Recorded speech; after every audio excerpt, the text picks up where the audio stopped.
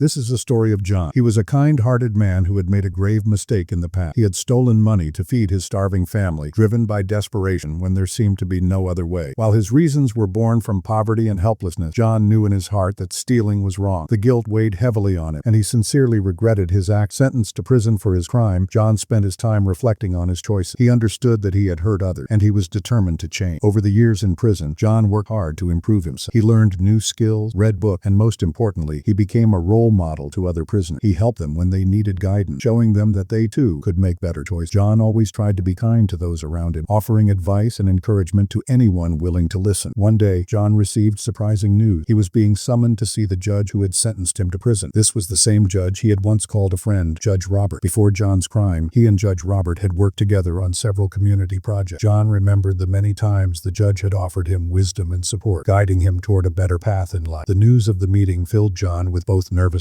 and hope. Would the judge show him kindness? Given their past connection, John was escorted from his cell and taken to the courthouse. As he walked into the courtroom, he saw Judge Robert seated at the large wooden desk, looking as serious as ever. Though John felt a mix of emotions, he couldn't help but admire the judge. The judge had always been fair and wise. Now, however, John had to face him as a prisoner, and the circumstances were very different. When John stepped in front of the judge, there was a brief silence before Judge Robert spoke. "Hello, John," he said, his voice kind but firm. "It has been a long time since we last met. I hope you've spent your time in prison learning and growing." John nodded, feeling the weight of his words. "Yes, Judge Rob, I'm very sorry for what I did. I know I hurt people, and I've learned a lot from my mistakes. I want to make things right." Judge Robert listened carefully. He studied John for a moment before responding. "John, I can see that you've changed. I believe you regret your actions, and I know you've worked hard to better yourself. But I must remind you that the law is bigger than any one person's feelings. It's about fairness for everyone. The law applies to everyone, no matter who they are or who they know." John's heart sank as he realized the judge was not going to show him special treatment. He had hoped their past friendship might influence the outcome, but it was clear now that the law would guide the judge's decision. The judge continued, "If I let you go just because we are friends, it would be unfair to everyone else. Follow the law to victims of crime. The law must be followed, John, no matter how difficult it is." John felt a deep sadness, but his conscience was broken. The judge's responsibility was to uphold justice for everyone, and he had to do what was right. "I know you're disappointed," said Judge Rob, his voice softened, "but I want you to know that I care about. I believe you've learned from your mistakes, and I think you have the potential to be a better. But the law says you must remain in prison for a certain amount of time. I cannot change that." John looked at the judge with respect. "I understand, Judge Robert. Thank you. I know to face the consequences of my actions. I will continue to work hard and become a better person while I'm here." Judge Robert nodded. "I'm proud of you, John. Keep growing and learning, even when it's hard. Remember that you can always make the right choice. Stay strong." John was taken back to his cell,